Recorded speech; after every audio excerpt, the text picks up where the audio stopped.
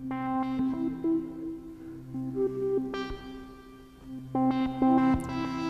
lamps are making me fall asleep.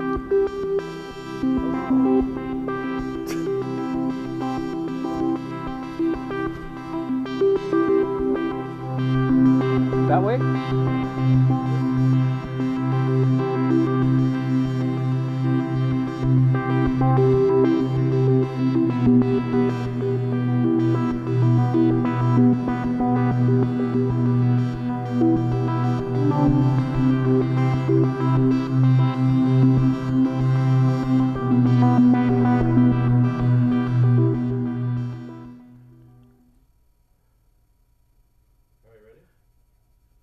Hi, welcome to Space Cities. I'm Robert Perella, and Space Cities is a phenomenal program that explores space and science exploration, metaphysics, the esoteric. It also explores the mystery schools, a lot of things regarding things like UFOs, angels, extraterrestrials, the supernatural, the unbelievable, the simply fantastic, and paranormal, all these things. And tonight, Space Cities is exploring the vast and sweeping changes in consciousness. And more than that, we have Ruben Uriarte, State Director of MUFON, with us tonight. Incredible. Who has some interesting pictures, stories, and find out what's going on the latest in the UFO community. And Ruben, I got to admit, you know, some of your work is extraordinary. Do you believe in ghosts? Yes. Do you believe in the supernatural? Absolutely. Do you believe in the unbelievable or simply fantastic? All of the above. Do you believe in UFOs, angels, or extraterrestrials? Absolutely. Is your furniture moving by itself? It does all the time. Well, there you go. Okay, we have Ruben Uriarte with us tonight from MUFON. I'm really excited about this. Ruben, you know, there's all these programs that are just popping up left and right on television. I mean, it's become unbelievable. Like, I saw this thing last night on a guy who you've actually had contact with from the CNN, incredibly enough, which is the big guys, of course. Yeah. And it was Morgan Spurlock's show called Inside Man. Have you seen this show? Incredible. I had the scoop on UFOs, goes into churches and sees what's going on behind the scenes and see what people believe and how they believe it, why they really believe that. Maybe they don't believe that. Anyway, but we saw this thing on UFOs last night. Yeah, it was really... You talked to him, didn't you? Well, I was aware of that. CNN was interested in doing a program on UFOs and also having focus on the MUFON, Mutual UFO Network. Mm-hmm. And he actually went to a training location and met many of our directors, and he went through what a field investigator would go through. So he went through the training, and he went through understanding the manual, and then I believe he went to Georgia and actually investigated several cases along with another MUFON team. So I think toward the end, it wasn't like yay or nay, it was convincing, but the fact that he went through the whole process and understood, yeah, there is something strange going out there, and the fact that there are so many credible people who don't want notoriety, they're seeing strange things at night or during the day, and want to report it. So we have some action. So he got a good idea. He gave the general audience an idea of what's going on behind the scenes with MUFON, NASA, SETI, for example, that are all focused on what's going on. Well, they gave him the chance to look through night vision goggles out of the desert, and then film it what he's seeing, right? So you can see what's going on here with incredible infrared, incredible detail of stellar space, you know, and sure enough, he sees a couple of very anomalous lights that certainly don't move like anything we have. And I was amazed by that on prime time, you know? Pretty neat, pretty cool. It's amazing the amount of television shows that have been coming out recently. And a lot of that has helped us as an organization. Yeah. We have actually grown tremendously. We've got a lot of new people that have joined MUFON as a result of seeing these. Yeah. We've seen a spike, in other words, of recruitment. I saw Dan Aykroyd just last week on completely saying, you know, thumbs up to MUFON, and that's the go-to team, you know, to find, you know, UFOs or case studies that are in each state, broken down, you know, by district and who was involved and everything. Because we have a lot of people like, you know, that aren't just average people. We have like state supervision people. We have people that are been with not only, you know, NASA and Ames and all that, but the government in the sense of, you know, you have everything from college students in Foothill College just looking up there through incredible equipment that we didn't have even 15 years ago, really. Yeah. So I think with all the shows that are happening, there's so many, we'll talk about them tonight, Hangar 1, Ancient Aliens, Morgan Spurlock, Inside Man. You have so many. My feeling is these shows are just generally trying to get you used to the idea. Yes. I mean, it takes a while, you know, just to get used to the idea of extraterrestrials, and it's becoming just a reality. It's just the way that it is. Too many accounts, and yet it's interesting. The government counts on you not knowing, or really considering it a myth still, and just a mystery to be dismissed and everything. And they kind of count on you because they wouldn't really feel comfortable if the entire population in the cities and everything started talking about it day to day in every conversation, like when you have an extremely big subject that has just happened, you know, like a newsworthy subject, you know, the capacity of something like, yes, we are like going to war on the first day, or the president being inaugurated. I mean, everybody knows what that day is and everything, you know. There's a lot of disbelief and dispelled stuff. You know, people, government, you know, is worried, but on the other hand, they count on us being kind of asleep. You know, Robert, kind of interesting that you said that, because, you know, the internet has brought so much immediate information throughout all parts of the world. The fact that I can take a picture of you and somebody in Africa or Italy can see it, and just the how quickly people can now how quickly information can pass. But you wonder way back in the 40s and the 50s, and how communication was processed back then. And we had to really rely a lot on the media. I mean, on newspapers and objective newspaper reporters that would try to go out on the scene. And then, of course, you had television that was just becoming into play in the 50s, and gradually. The black and white television. Oh, yeah. You brought some pictures here that are from that time period with a great case and everything. Going back to the very beginning, you have this sort of, you know, those black and white movies, sci-fi, you know, the guy like Steve Cameron or whatever his name was, the helmet on, he's chasing a UFO. You know, that's the kind of stuff I thought was just like incredibly fun when we grew up with that. You know, it was an incredible era. You know, I'm a product of, of the, you know, of the 50s, actually, you know, and growing up with the space program, and then seeing all these TV shows, to name it, like The Twilight Zone, The Outer Limits, and everything else. Exactly. But behind it, there was so much focus on the whole topic of aliens and extraterrestrials. And you know, our country was going through a number of incidents throughout the country where sightings were being reported by pilots, military pilots in particular. It's always been sort of right there. Yeah, and the little flaps that come. Oh, yeah. You know, there'll be a series where the world sees a lot now. Washington. And then not so much. Yeah, you know, Washington had its huge flyover back in 1952, and I had brought these paintings here. Yeah, you want to take a look at the paintings over here. It's really great. Yeah, there's a story behind it. Who painted this? Well, if we can get the camera to focus on, let's see. Now I can focus on which one. If the one on to my right here, if I can get the camera, and I could go ahead and talk about that. But I bought these paintings in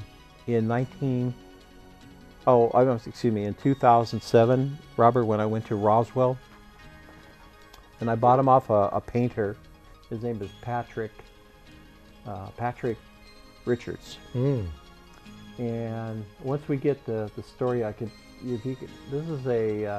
this happened in 1953, and it shows a jet fighter going up and toward a UFO, and beautiful colors that's being displayed here. In this one particular incident, Robert, that came out of Project Blue Book that was investigating all the UFOs back in the 50s and 60s, this one particular pilot had about 30 feet of gun camera roll that he caught of the UFO. And Wow. can you imagine? I would love to see that, but I know that gun camera footage is in a has it ever in a been vault. released? Have we ever seen it? That particular, there's been some references and drawings of it, but they actually see the black and white. I'm not gonna let you have it. However, I've seen gun footage camera, from a camera, and it's absolutely incredible. When I went and saw this reel, and I pulled out the reel, and I'm looking through and looking at frame by frame, you could see this round oval object in each of the frames, and I was just said, whoa, can you imagine putting through the reel and see that? Wow. So this is one incident, and the other, if we can get the camera to zoom in, it's on the opposite side of you, Robert. It's over here. Yeah. This one here, Robert, is a F-86 fighter plane. That was one of my hot jets. I love this particular model. And if I could get the camera just to zoom in, and I can share a little bit more about the story real briefly.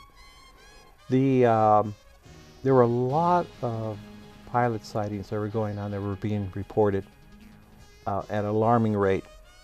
And the military, they were given specific orders to shoot them down, to try to force these objects to land. Well, Robert, from 1951 to up to specifically around up to 1956, we lost more planes. We lost over 200 pilots. These were pilots that were well-seasoned veterans from the World War II and the Korean War. We lost more pilots chasing UFOs than all the pilots were shot down during Korea. Really? Yeah, and there are statistics that was put together. What is that? By Mr. Frank Ficino, who wrote a book called Shoot 'Em Down, and he went out and researched pertaining to this period of how many of these planes that went up to intercept these UFOs never came back, and they would crash mysteriously. Wow. So, my hat's off to these guys. They were given an assignment to deal with an unknown power, and they were flying what was back then, and based on our technology back in the 50s, we had these jets. They must have obviously be primitive, but now compared to today, a lot of stories of these planes these objects interfering with the plane's control systems or weapon systems and that. So these paintings definitely give us a history of what has happened back in the 50s and what's occurring today. Wow. There's just such this long history of this whole incident stuff, one sort of encounter after the next. There's a big expo that's coming up, and you'll want to see that. That's UFOCon coming October 10th and 11th, or rather the 11th and 12th. That's going to be in October this year, and it's going to be in the San Jose Bay area. Location is being finalized now, and you're going to see at UFOCon, you have all kinds of interesting speakers here. You're going to be here, which Ruben Uriarty is going to be here, the state director for MUFON. You're going to see For Northern California. Grant Cameron for Northern California, right? Yeah. Michael Horn, who does the Pleiadians. What do you know about Michael Horn? About the Pleiadians, he researched the Billy Meyer case. He's been Very good speaker. I've heard him. He's been a speaker at when we used to have the UFO Expo. Yeah, he's been very powerful. Yeah, and very informative. The whole Billy Meyer case has always been very interesting. Very controversial, but still, it's still a fascinating case. I think you can see those kinds of ships if you go over to Michael Horn's website. Just put in the search for Michael Horn. You'll probably see that the Pleiadians are your friends, according to Barbara Marciniak. In Bringers of the Dawn, Pathway to Empowerment, Earth, all three of those books specifically point out that the Pleiadians are related to us. It even says in some law scriptures. I'm not real fancy on the and knowledgeable of the biblical scriptures. However, I do know that there are 11 books of Matthew. Only one's put in the actual final version. I do know also the lost books of Job are what one of the a big section on what the host they talk about in the Bible in reference to visitors from somewhere else. And it says, "You are descendants of the house of Pleiades, and the house of Sirius, and the house of Orion." And when I heard that, or when I read that, I read on, I thought, my God, what are they saying here and everything? And it was talking literally about a sort of a lineage that they were here before recorded history. This is what the loss of books of Job talk about, before recorded history. That's very subjective because of course they had Greek, Aramaic, Mazaroth, all these different dialects and styles of communication. So that goes way, way back. But it's very definitely there. You're descendants of the house of Pleiades.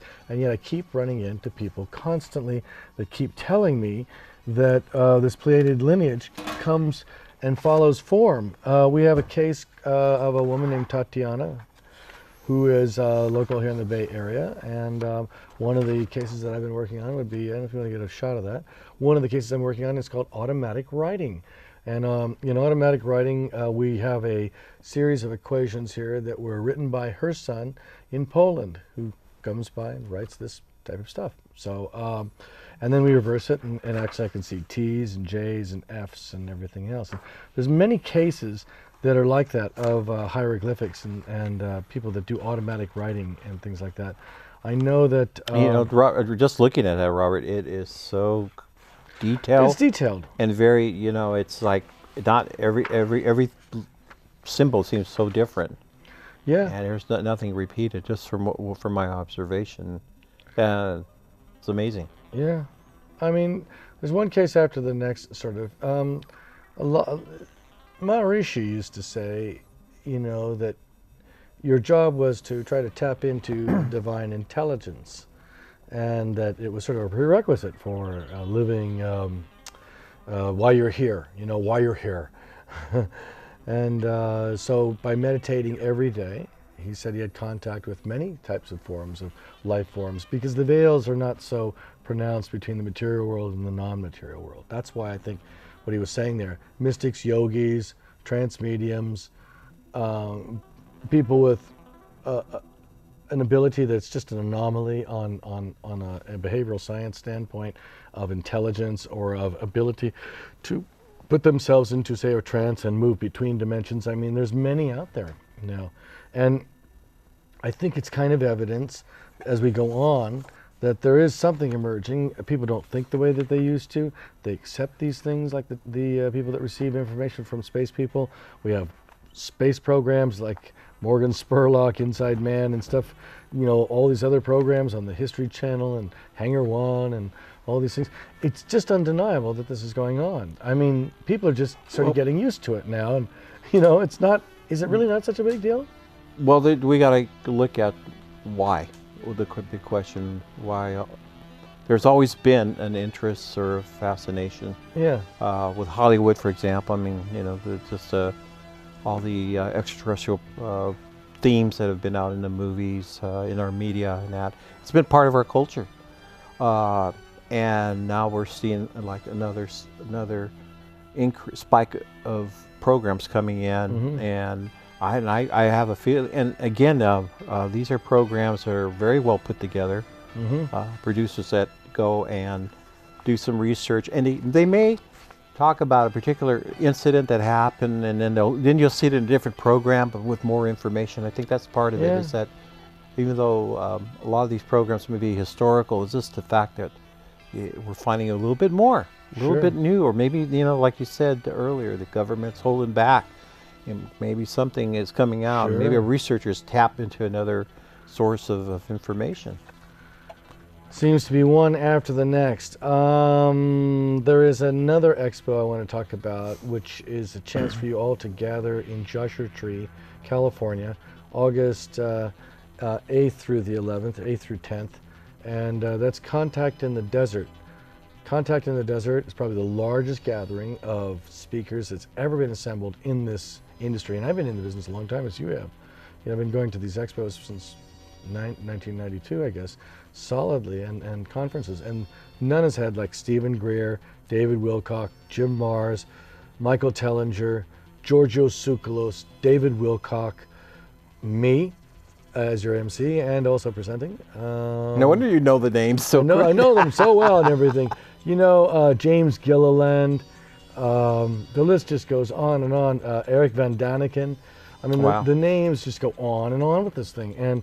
And yet, tried and true, they're going in the desert to make contact with night vision goggles, telescopes. And these people are serious. It attracts about 1,500 people. You can see it at contactinthedesert.com. And look for us there. I'm on there somewhere.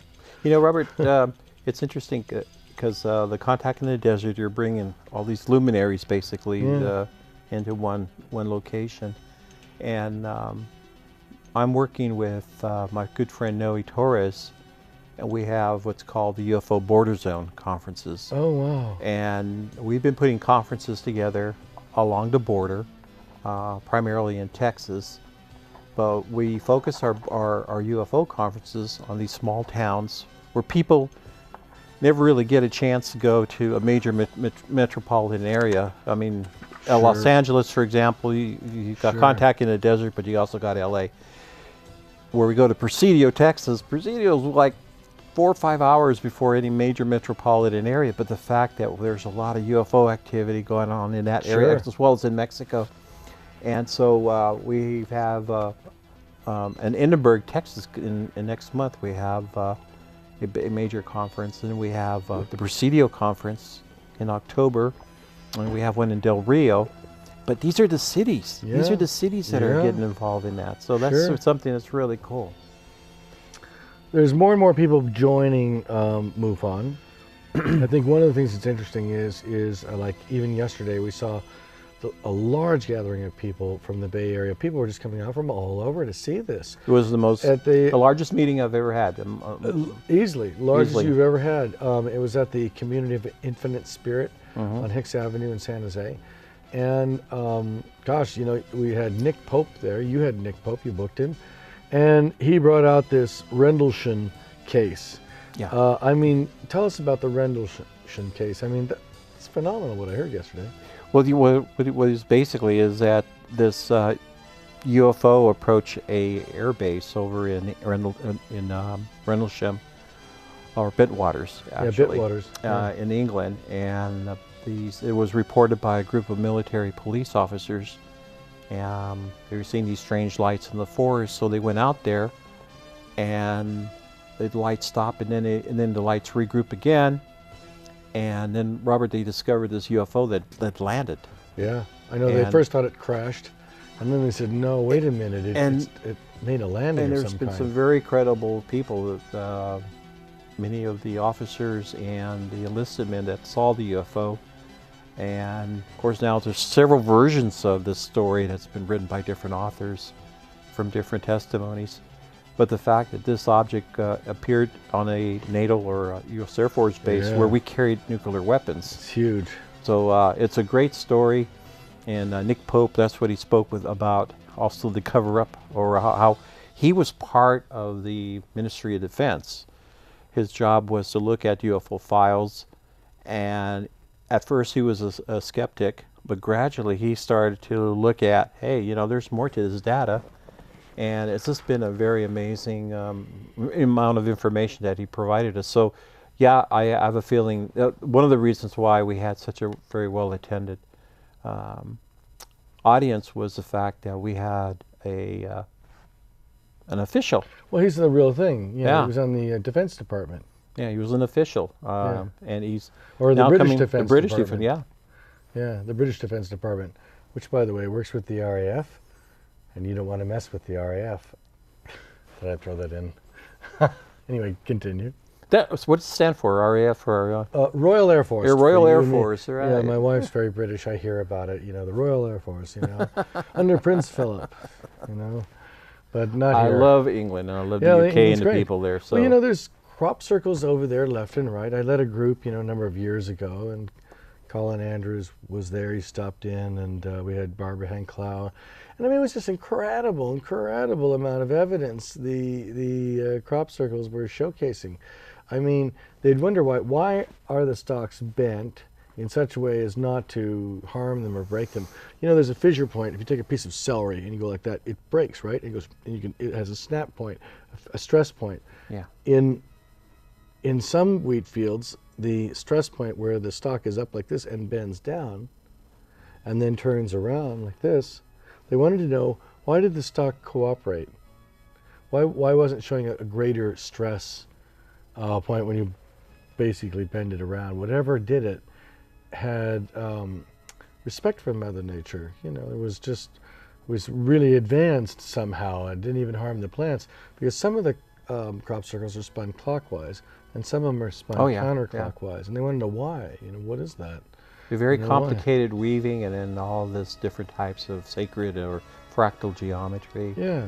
Yeah, I've had a chance to walk into probably over 100 crop circles, Robert. Right. When I was with Beyond Boundaries. Sure. That was a special tour group. Is this in South America, And Mexico, we went to a number of hot spots in various countries, and had the great fortune of getting hired as a tour guide, and that's how I had a chance to meet a lot of, like you mentioned, Colin Andrews, and a lot of these very well established researchers in their own countries, and going into these crop circles, and oh man, it was totally unbelievable an experience. Going to Scotland, I love Scotland. Oh man. And going out to Glasgow, Inverness, Inverness, and look for the Loch Ness monster. Aberdeen. Yeah, oh, I love Aberdeen. Yeah, I love it. Yeah, great people. Sure. And beautiful country, and lots of folklore, history, and that's what I love about traveling, is you meet all the significant. Get to be a part of it. But I never would have dreamed that I would be doing this because of UFOs, and that was what happened. I got my phenomenal.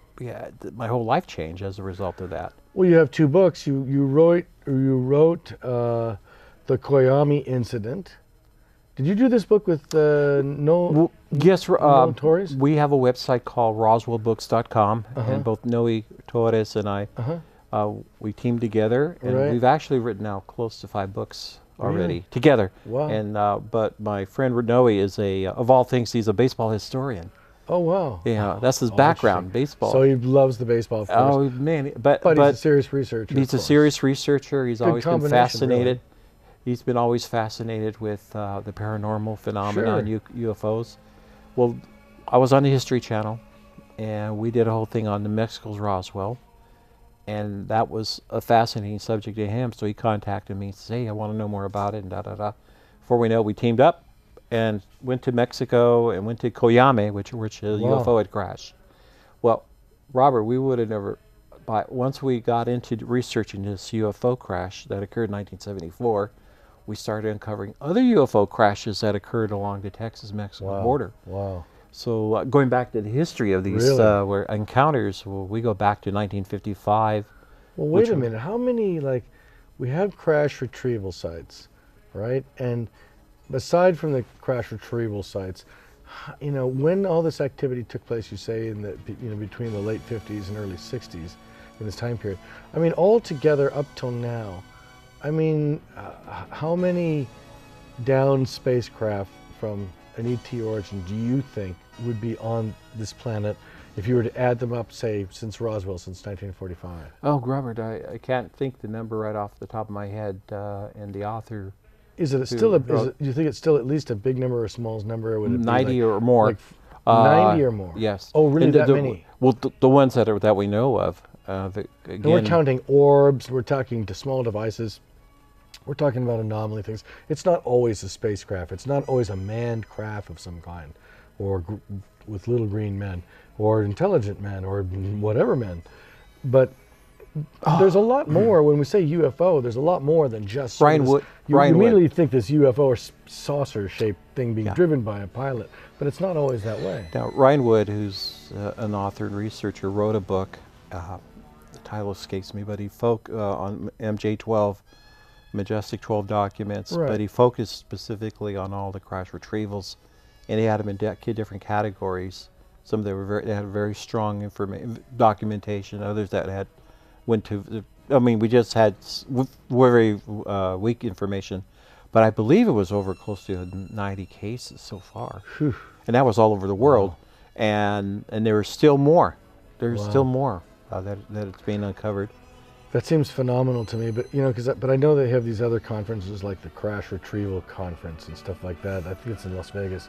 I mean, wow, you know, they've really uncovered some really startling evidence. But there's an evolution. I mean, conferences, they come and go. Yeah. And you have new They're hard promoters, to put on. and Yeah, yeah, it is. yeah. There's a lot of work. It's a lot, trust me, I know. And trying been to there a long time. In dealing with the different personalities Yeah. of the speakers, and you know, there's some that are very easy to work with, and others that need to be, you know, I hate to say it, but they need to be peppered, you know, a little. Sure. You know, but you know, many of them are have very important information to share. I think overall that's been a great way of getting the information out. But now with the internet, and there's just so many different. I love the concept what Stephen Bassett did, where. Oh yeah, the Citizens Hearing on Disclosure Yes. at the Washington Press Club. Yeah. Inviting basically a mock trial. You know, a mock trial. You know, or like very legal looking, with generals, science researchers, regular style researchers, university professors, astrologers, astronomers. You know, professors in astrophysics and. Well, what he did, Robert, was so much more. He was able to get. He had some assistance, from what I believe, but they were able to get people to go into their pockets and fund this whole conference, and it cost a lot of money, but he was able to get more than 40 or 50 researchers from different parts of the world, fly them in, and they had. Which conference was this? We're talking again the Stephen Bassett. Stephen Bassett. Oh yeah, right. Yeah, right. yeah. He did. He got him. I mean, what an incredible feat. Yeah, I mean, he pulled it off, bringing all those people. Like, how do you call all those people and get them all to come out? And Washington must have been holding its breath. Yeah, and you know? yeah, until the Congress treats it seriously. But this was the other way, the other approach, and I thought it was really successful. Remarkable, remarkable. We're talking with Ruben Uriarte. He's the state director for MUFON, Mutual UFO Network. We see shows, TV shows that are just getting us used to the idea. Hangar One, Ancient Aliens. Hangar One, Robert, is the new show. Yeah, it's relatively new, huh? And it's basically focused on all the MUFON files. We have approximately 70,000 files. Now, I'm just saying, these are paper files that are in file cabinets.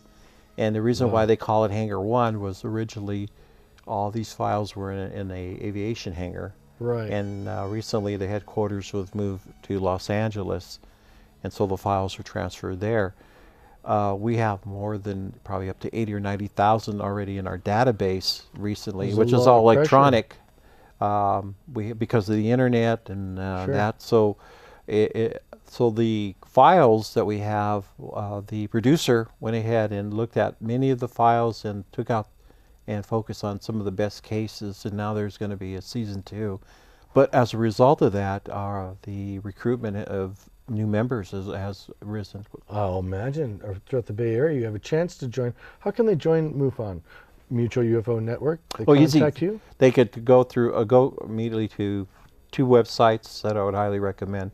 MUFON.com, which is our main international website, and then we have Northern California MUFON.com. Both of them, Northern California MUFON.com and MUFON.com. Wow.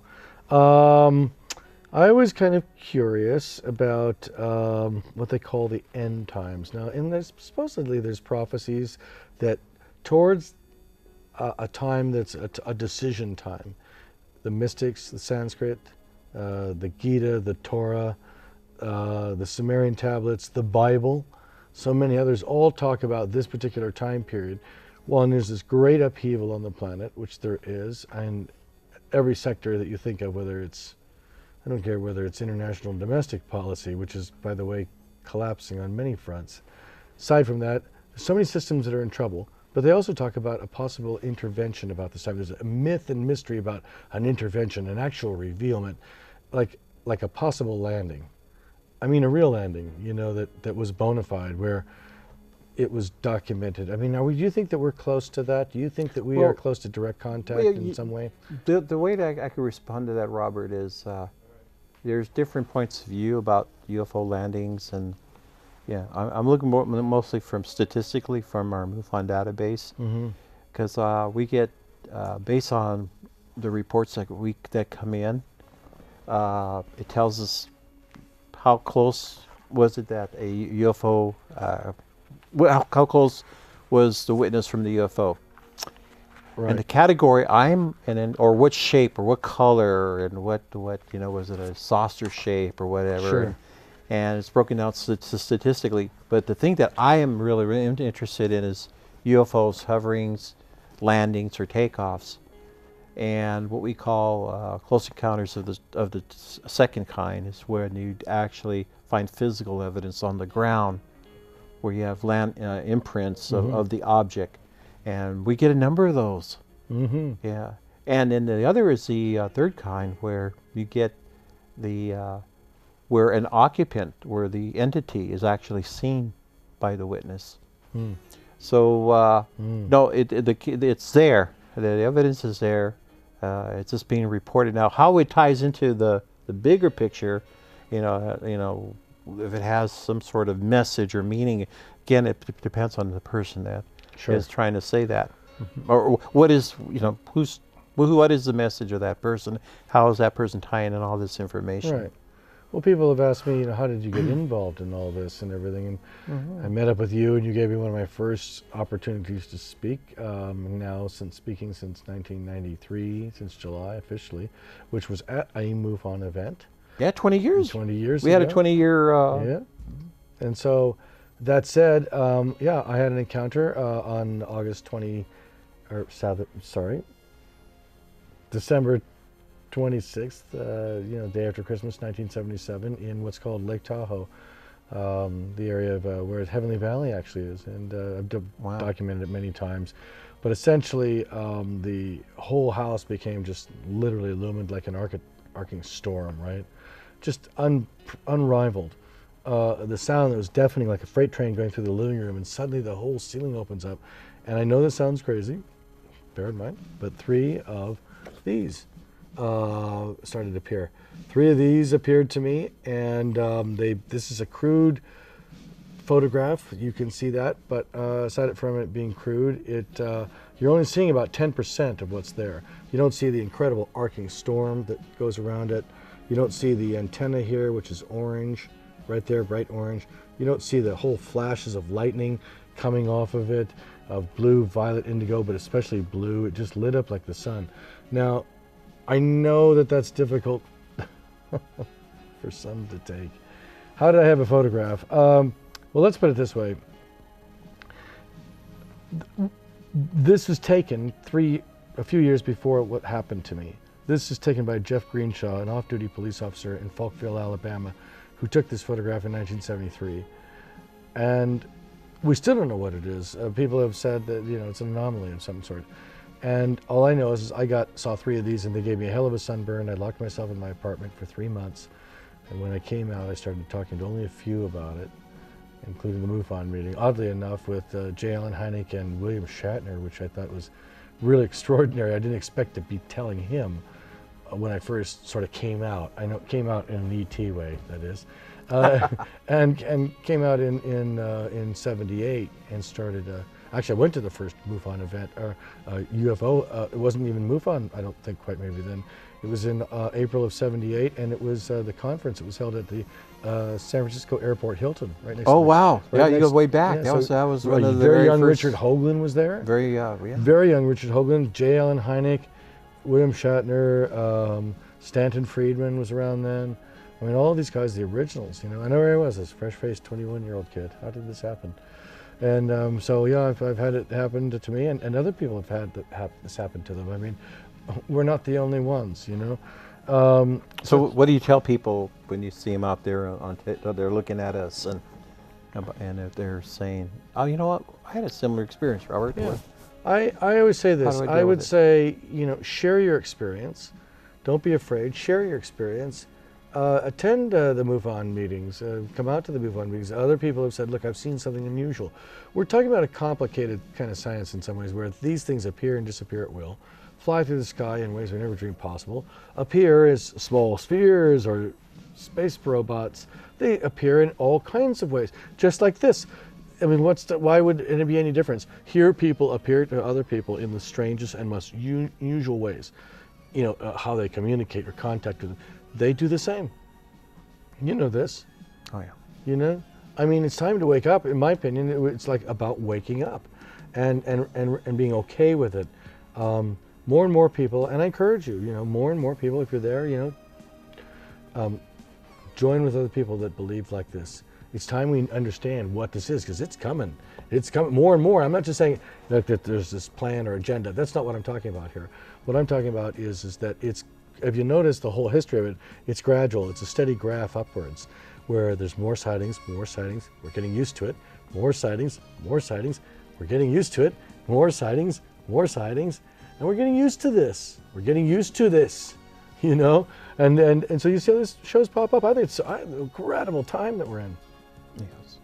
I hope, I would like to see it in my lifetime where we don't need TV shows. We already know. You know, it's already, we're in contact with whoever.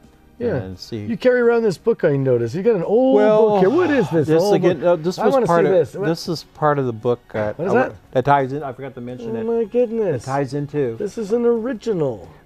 1956, Robert. 1950. Even the pages are kind of yellow. Isn't that kind of cool? The pages are. Well, all I have the yellow. hard. I had the hardback, and I have the paper This is where you version. see what you're looking for. Yeah, but this is part of the Unidentified flying objects. The report on. Yeah. I love it. Go ahead. Oh, written by.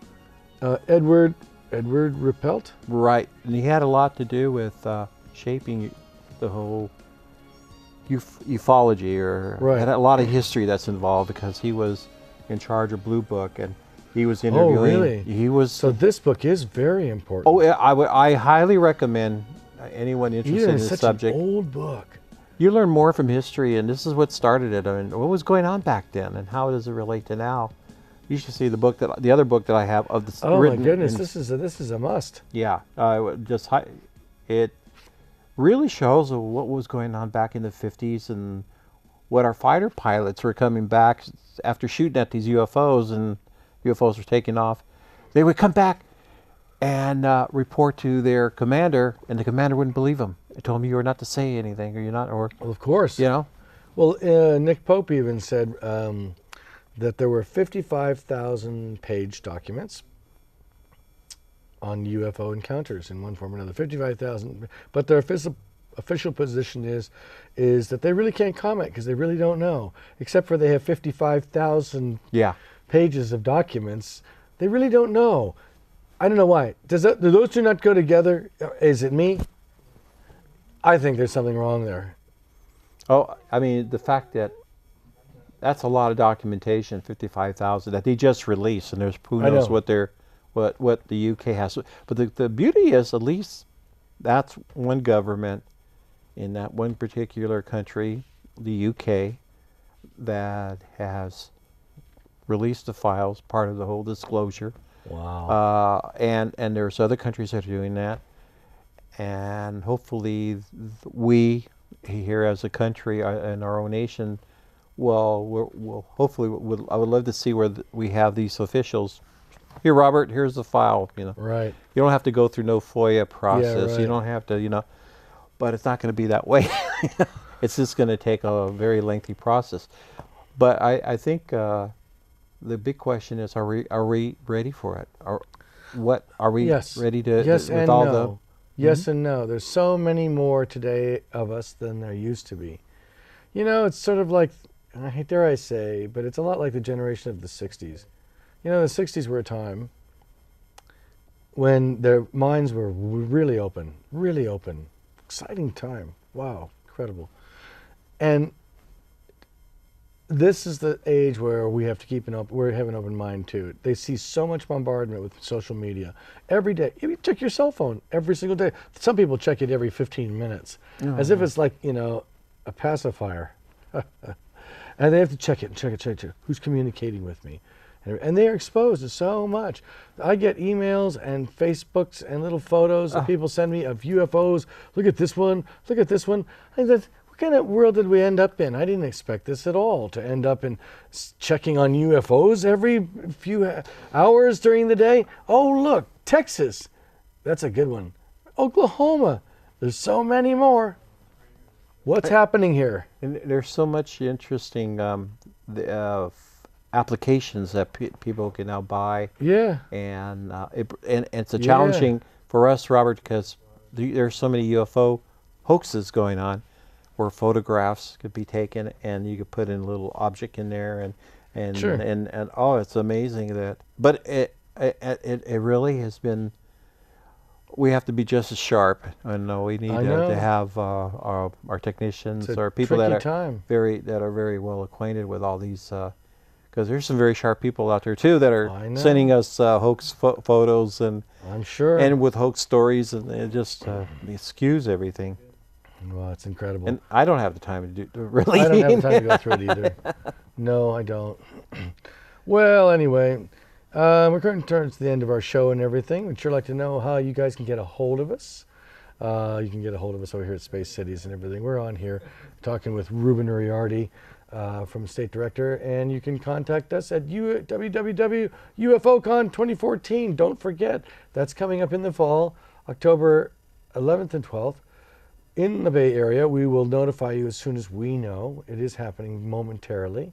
There's other ways you can contact us right here at Space Cities, P.O. Box 487, Mountain View, California, 94042. That's Space Cities right there, Box 487.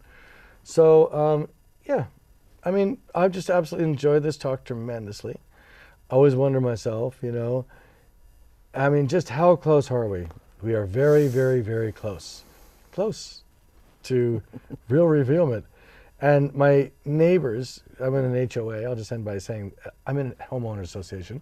They came to me, and after the meeting was over, they said, well, Robert, where's your tin hat? And I said, oh, very funny, very funny. Look, you'll see, and then you'll come to me. You'll see, and then you'll come to me. And because you'll want to know, right? You'll want to know. Hey, we were here with Ruben Uriarty, the State Director for MUFON, Mutual UFO Network.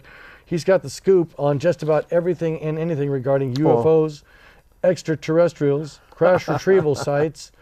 Well, some information. I mean, it's huge. Yeah. But we have a great team of people out there. They're the ones that a lot of field investigators and a lot of great people who have put their and it's all volunteer. Yeah. Okay. Well, thanks so much for tuning in to Space Cities right here in Mountain View. And thanks to Sloopy Barreau and so many others, Scott Baxter, Robert, for putting on the show here, and Ruben Uriarty, Steve Naj on our things, and Lance over here on camera. Thanks so much. We'll see you at Space Cities on next time. More extraterrestrials coming your way. We'll see you soon.